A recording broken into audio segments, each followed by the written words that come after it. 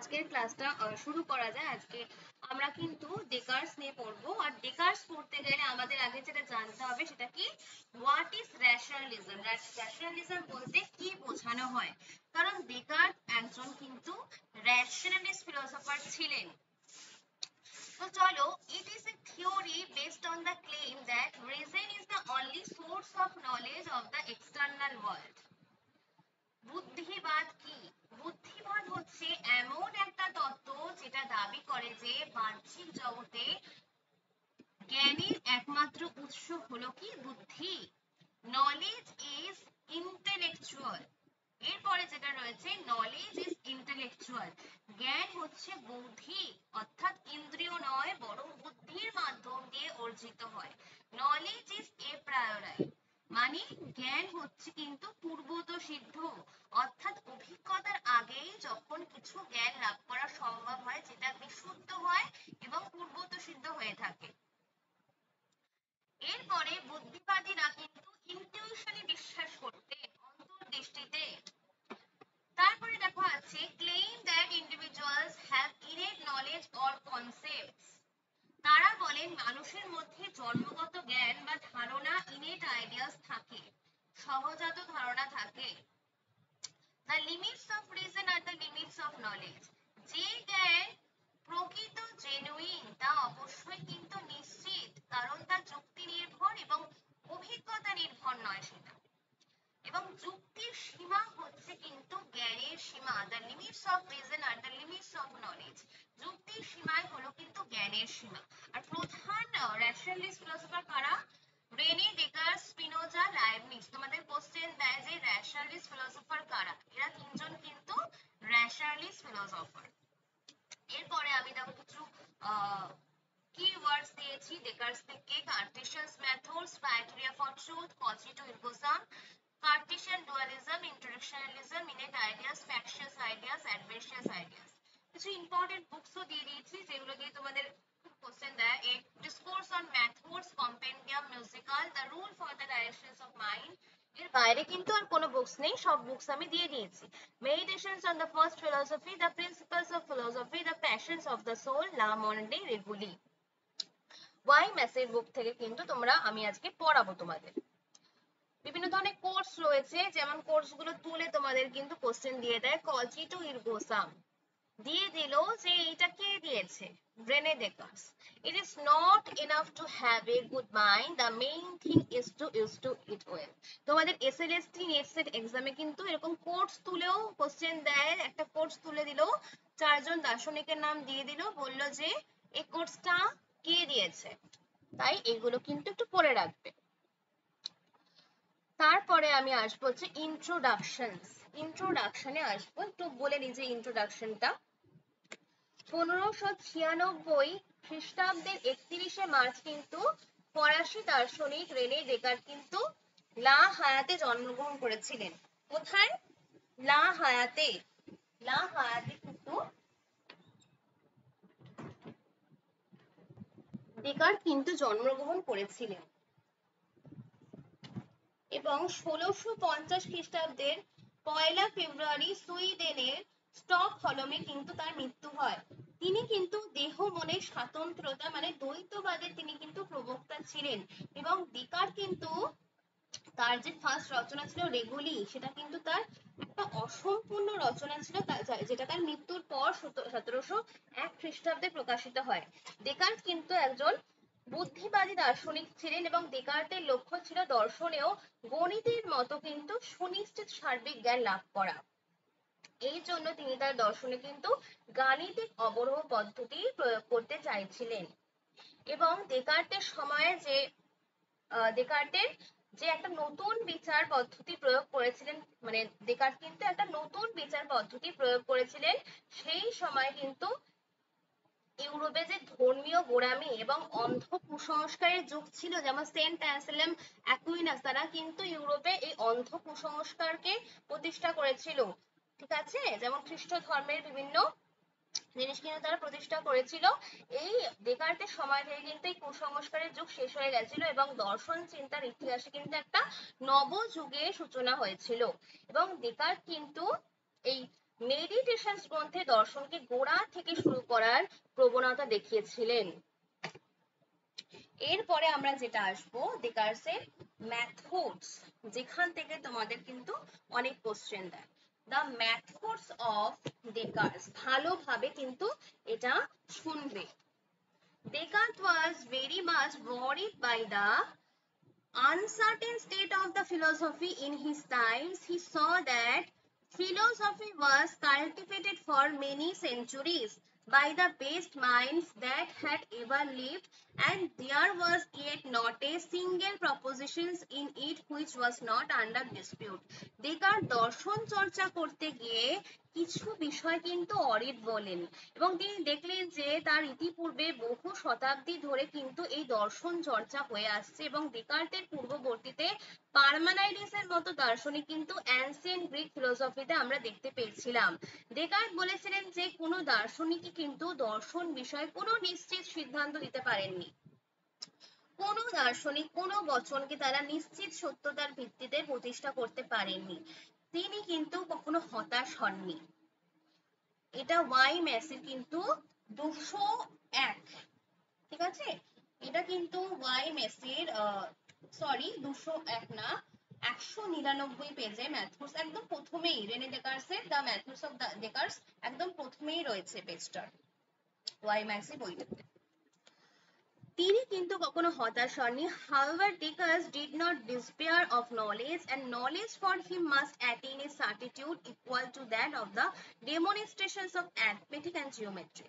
তিনি বলেছিলেন যে গণিতে যে একটা নিশ্চিত সত্যজ্ঞান লাভ করা যায়, কেন দার্শনিকেরা কেন এরকম নিশ্চিত সত্যজ্ঞান দিতে পারেনি, এবং জ্ঞান মানে হলো প্রপার নলেজ নিশ্চিত সত্যের ওপর প্রতিষ্ঠিত। আমি যখন কোনো বক্তব্যটাকে পেশ করব, অন্যজন সেটাকে কখনো ভুল প্রমাণ করতে পারবে না। তাহলে যে মানদণ্ডের ভিত্তিতে প্রতিষ্ঠা করা হবে সেটা নিশ্চিত হতে হবে, সুনিশ্চিত সিদ্ধান্ত ডেকার্টের পূর্ববর্তী দার্শনিকরা কিন্তু দিতে পারেননি, তাদের কিন্তু একটা ব্যর্থতা ছিল। তিনি বলেছিলেন যে পাটিগণিত জ্যামিতিতে যে সুনিশ্চিত জ্ঞান আমরা লাভ করি সেটাকে কিন্তু কেউ ডিনাই করতে পারে না।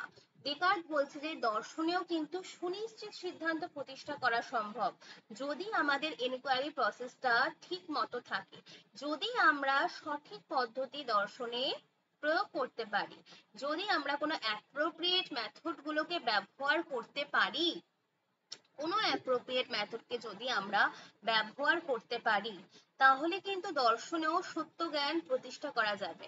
অ্যারিথমেটিক জিওমেট্রিতে যেমন নিশ্চিত সিদ্ধান্ত পাই, সেটাকে কেউ ডিনাই করতে পারে না, ম্যাথামেটিক্সে যে সত্য জ্ঞান পাই সেই রকম কিন্তু আমাদের দর্শনেও নিশ্চিত সিদ্ধান্ত প্রতিষ্ঠা করতে হবে। So Descartes attempt to understand the methods of the mathematics which could be utilized for advancing knowledge in any subjects. গণিতে যে সিদ্ধান্ত প্রতিষ্ঠা করা হচ্ছে, ডেকার্ট এবার কিন্তু এনকোয়ারি করতে শুরু করলেন, গণিতের মতো দর্শনেও কি এইরকম কোনো পদ্ধতি চালু করা যায় যার মাধ্যমে দর্শনীয় সুনিশ্চিত সিদ্ধান্ত প্রতিষ্ঠা করা যাবে। যদি দার্শনিক পদ্ধতির ওপর তিনি কিন্তু এনকোয়ারি করতে শুরু করলেন, ডেকার্ট দর্শন কিন্তু সুনিশ্চিত সিদ্ধান্তের ওপর প্রতিষ্ঠা করার চেষ্টা করলেন। Descartes therefore was very much concerned with the inquiry into the methods of philosophizing. He had proposed to lay down 36 rules, of which he mentioned 31 in the Reguli. তিনি দর্শনের যে পদ্ধতিগুলো ব্যবহার শুরু করলেন তাকে বলা হয় কি কার্টেসিয়ান মেথডস, কার্টেজীয় পদ্ধতি। দর্শনে যে আমরা সুনিশ্চিত সিদ্ধান্ত লাভ করি, গণিতে যে আমরা সুনিশ্চিত সিদ্ধান্ত লাভ করি, দর্শনে সেই রকম কিভাবে সুনিশ্চিত সিদ্ধান্ত লাভ করতে পারবো, তার জন্য ডেকার্ট যে মেথডের কথা বলেছেন সেই মেথডটাকে কি বলা হয়, কার্টেজীয় পদ্ধতি, কার্টেসিয়ান মেথড। তাহলে যে পদ্ধতির মাধ্যমে সুনিশ্চিত সিদ্ধান্ত প্রতিষ্ঠা করা যায়, দর্শনের ক্ষেত্রে যে পদ্ধতির কথা বলা হয় তাকে কি বলা হয়, Cartesian methodology. The objects of the certain methodology was to apply mathematical methods of the philosophy with a view to obtaining certitude in knowledge. গণিতে যে আমরা সুনিশ্চিত সিদ্ধান্ত লাভ করি, দর্শনেও সেই রকম সুনিশ্চিত সিদ্ধান্ত লাভ করতে পারি, তার জন্য যে মেথডের কথা বলা হয় তাকে বলা হয় কি Cartesian methodology. As a result of his inquiry, he laid down for broad rules for his self guidance. As a results of his inquiry he laid down for broad rules for his self guidance। সেগুলো কি? তিনি যাতে কখনোই ভুল পথে চালিত না হয় ওই জন্য তিনি ম্যাথামেটিক্স এর ওপর দর্শনকে প্রতিষ্ঠা করতে চেয়েছিলেন। এই কাজটা করার জন্য কিন্তু তিনি সেলফ গাইডেড হওয়ার জন্য তিনি কিন্তু 4টে রুলস এর কথা বলেছিলেন। সেই 4টে রুলস কি কি? Never to accept anything as true unless I clearly know it as such. অন্যদের কোনো বিষয়কে সরল বিশ্বাসে আমি গ্রহণ করব না, বিনা বিচারে যে যা বলছে তা আমি গ্রহণ করে নেব না। কোনো বিষয়কে যতক্ষণ না পর্যন্ত সত্য বলে জানছি তাকে আমি বিনা বিচারে গ্রহণ করব না। কোনো বিষয়কে ভালোভাবে না জেনে বিনা বিচারে আমরা গ্রহণ করব না। ফার্স্ট রুলটা কিন্তু এইটা, তোমাদের রুলস তুলেও প্রশ্ন দেয়, ঠিক আছে? সেকেন্ড রুল কি? Divide up each of the difficulties under examinations into as many parts as possible. যতই তুমি জটিল সমস্যার মুখোমুখি হও না কেন, দর্শনকে চর্চা করার সময় ছোট ছোট যত পার্টে ডিভাইড করবে, যত সরল পার্টে তাকে ডিভাইড করবে, তত বেশি কিন্তু সেই বিষয়টাতে পৌঁছতে সুবিধা হবে। জটিল পার্টকে সরল সরল পার্টে ডিভাইড করতে হবে, সরল বিষয়গুলোকে সমাধান করলে জটিল বিষয়টাকে বুঝতে সুবিধা হবে। থার্ড রুলসটা কি? commence with the simplest object and ascend step by step to the more complex। যে কোনো জটিল বিষয়ের সমস্যার সমাধান করতে গেলে সরল বিষয় দিয়ে তুমি শুরু করো। যত তুমি সরল বিষয়কে সমাধান করতে পারবে, ধীরে ধীরে কিন্তু সেই সরল বিষয় থেকে জটিল বিষয়ে যেতে পারবে। অর্থাৎ কি, হঠাৎ করে জটিল বিষয়ের সমাধান তুমি কিন্তু করতে পারবে না। ছোট ছোট পদক্ষেপ দিয়ে তুমি শুরু করো, তাহলেই কিন্তু জটিল বিষয় উপনীত হতে পারবে। ফোর্থ রুলসটা কি? In every case make the enumeration so complete that I might be assured that nothing was omitted। আমি এমন একটা সিদ্ধান্ত দেব যাকে কেউ ভুল প্রমাণ করতে পারবে না, কেউ ভুল প্রমাণ করতে পারবে না। ছোট ছোট বিষয়গুলো থেকে যে সিদ্ধান্ত উপনীত হবে, সেই সিদ্ধান্তটার ব্যাপারে তুমি এতটাই নিশ্চিত থাকবে, তোমার সিদ্ধান্তটাকে কেউ অমিট করতে পারবে না, কেউ ভুল প্রমাণ করতে পারবে না। তাহলে ডেকার্টের দর্শনের শুরু ছিল এই 4টে গাইডেন্স প্রিন্সিপালের উপরে। Descartes, being himself a great mathematician, was struck by the excellence of mathematics. Descartes একজন গ্রেট ম্যাথমেটিশিয়ান ছিলেন। Descartes ফিলোসফিকে ট্রুলি সায়েন্টিফিক্যালি প্রতিষ্ঠা করতে চেয়েছিলেন। Therefore, in order to make philosophy truly scientific, he hoped to make its methods patterns on mathematics। তিনি এমন একটা পদ্ধতি আবিষ্কার করে ফেলবেন, তাহলে দার্শনিকরা যে সিদ্ধান্ত আসবে তাকে কখনোই খণ্ডন করতে পারবে না। ডেকার্ট বলেন যে জ্যামিতির ক্ষেত্রেও কিন্তু কিছু অ্যাক্সিওমস থাকে, সেই অ্যাক্সিওমস দ্বারা আমরা কোনো সিদ্ধান্তকে স্টেপ বাই স্টেপ প্রতিষ্ঠা করি। আমরা সেই সিদ্ধান্তকে প্রতিষ্ঠা করলে কারোর পক্ষে কিন্তু সেই সিদ্ধান্তটাকে খণ্ডন করা সম্ভব হবে না। নাও how can I find something which is sure and certain? আমরা দর্শনের ক্ষেত্রে কিভাবে নিশ্চিত সত্য জ্ঞান লাভ করতে পারি? তিনি একটা পদ্ধতির কথা বললেন, তাকে বলা হয় কি মেথডস অফ ডাউট। সমস্ত বিষয়ে যদি তুমি ডাউট করতে শুরু করো, তুমি সন্দেহ করতে করতে এমন একটা জায়গায় উপনীত হবে যাকে কিন্তু তুমি আর সন্দেহ করতে পারবে না। যাকে সন্দেহ করতে পারবে না তাকে কিন্তু নিশ্চিত সত্যরূপে প্রতিষ্ঠা করে দিতে পারবে। তাহলে ডেকার্ট সুনিশ্চিত সিদ্ধান্তকে প্রতিষ্ঠা করার জন্য যে পদ্ধতিটাকে ইউজ করলেন তাকে বলা হয় কি মেথডস অফ ডাউট। প্রথমে কি দেখো আছে, sense testimony can be doubted. তিনি প্রথমে বাহ্য জগতে যে সেন্স অবজেক্ট গুলো রয়েছে তাকে তিনি প্রথমে ডাউট করেছেন। সেন্স অর্গানের মাধ্যম দিয়ে আমরা বাহ্য জগতে যেগুলোকে দেখতে পাচ্ছি, বাহ্য জগতের সমস্ত কিছুকে তিনি সন্দেহ করলেন। তিনি বললেন যে বাহ্য জগতে যা কিছু আছে, হতে পারে সেগুলো বাহ্য জগতে আদপেও কিছু নেই, সেগুলো আমাদের মধ্যে হ্যালুসিনেশন, ইলিউশনস হচ্ছে। তিনি সেন্স অবজেক্ট গুলোকে ডাউট করলেন। তোমাদের কোশ্চেন দিতে পারে ডেকার্ট কোনগুলোকে ডাউট করেছেন। খুব ইম্পর্টেন্ট একটা জিনিস, ভালোভাবে বোঝো। We are deceived not only by the distant minutes but also by the other things। মানে কি, এখানে বলছে যে যেইগুলো তুমি মানে বাহ্য জগতে যে সেন্স অবজেক্ট গুলো রয়েছে তাকে তিনি কিন্তু ডাউট করলেন, যে সেন্স অর্গানের মাধ্যম দিয়ে আমরা বাহ্য জগতে কিছু দেখতে পাই, বাহ্য জগতের সমস্ত কিছুকে তিনি কিন্তু সন্দেহ করতে লাগলেন। এরপরে দেখো কি বললেন, even the truth of science can be doubted. বৈজ্ঞানিক যে সত্য জ্ঞান বা গাণিতিক যে সত্য জ্ঞান, তিনি এটাকেও কিন্তু বললেন সন্দেহ করা যায়। At this stage it might be obvious that the truth of science like 2 plus 2 equal to 4 cannot be doubted. আমরা জানি 2 plus 2 equal to 4 কি সন্দেহ করা যায় না, কিন্তু ডেকার্ট ম্যাথামেটিক্স প্রপোজিশনস গুলোকেও কিন্তু সন্দেহের আওতাভুক্ত করলেন। ডেকার্ট বললেন এমন ডেমন আছে যে সবসময় আমাকে প্রতারণা করে যাচ্ছে। দৈত্য, ডেমন মানে কি দৈত্য। We cannot know whether any truth of knowledge is at all intended for us finite beings. হতেও পারে এমন দৈত্য রয়েছে, সে প্রতারণা স্বীকার করছে এবং গড সবসময় আমাদেরকে রাইট পথে গাইডেন্স দেয়। কোনো ডেমন আমাদের প্রতারণা করছে বলে হতেও পারে যে ভুল জিনিসকে আমরা ঠিক বলে জেনে নিই, এবং যে জিনিসগুলোকে ডাউট করা যায় তাকে কিন্তু আমরা বিনা বিচারে মানবো না। ম্যাথামেটিক্স সায়েন্সের প্রপোজিশন গুলোকেও তিনি কিন্তু ডাউট করলেন। That I doubt cannot be doubted. তিনি কি বললেন, সন্দেহ করতে করতে এমন জায়গায় আমি এসে পৌঁছাবো যাকে আর সন্দেহ করতে পারবো না, কেননা এর থেকে সুনিশ্চিত সত্য পেতে পারি। এটা কি, আমি এক্সিস্ট করছি বলেই আমি সন্দেহ করতে পারছি। আমি যে সন্দেহ করছি এই সন্দেহ প্রক্রিয়াটাকে আমি কিন্তু ডাউট করতে পারি না, আমি ডাউটিং ক্রিয়াটাকে ডাউট করতে পারি না। যে ডাউট করছে তাকেও কিন্তু সন্দেহ করা যায় না। Whether it be a dream or a real consciousness, I must exist as a doubting or thinking being.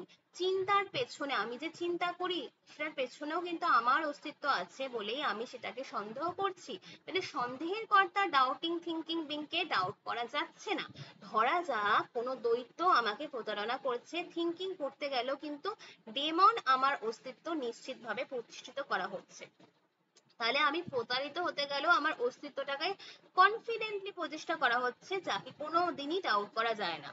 Let there be a demon to deceive me. Demon মানে দৈত্য, but then I must exist as a thinking being to be deceived. Then I doubt or think, therefore I exist. আমি চিন্তা করি অতএব আমি আছি। ডেকার্টের দর্শনের সুনিশ্চিত সিদ্ধান্ত, যদি তোমাদের কোশ্চেন দেয় ডেকার্টের দর্শনের সার্টেন ট্রুথ বা সুনিশ্চিত সিদ্ধান্ত কোনটা, আমি চিন্তা করি অতএব আমি আছি। এইটাতে কিন্তু সুনিশ্চিত সিদ্ধান্ত তিনি প্রতিষ্ঠা করলেন কিসের মাধ্যম দিয়ে, মেথডস অফ ডাউটের মাধ্যম দিয়ে। ডাউট করতে করতে করতে করতে আমি এমন জায়গায় এসে পৌঁছাবো যেটাকে আমি ডাউট করতে পারবো না। যেমন আমি চিন্তা করি অতএব আমি আছি।